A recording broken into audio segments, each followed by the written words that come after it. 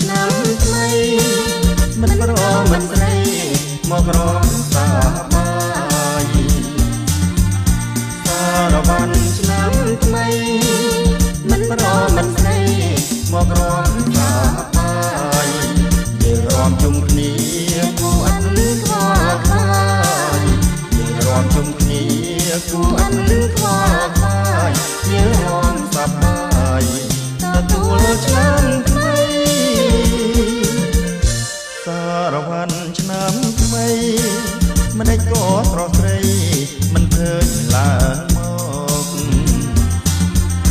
សារវ័នឆ្នាំថ្មីមិនដេចក៏ស្រស់ស្រីមិនឃើញឡើង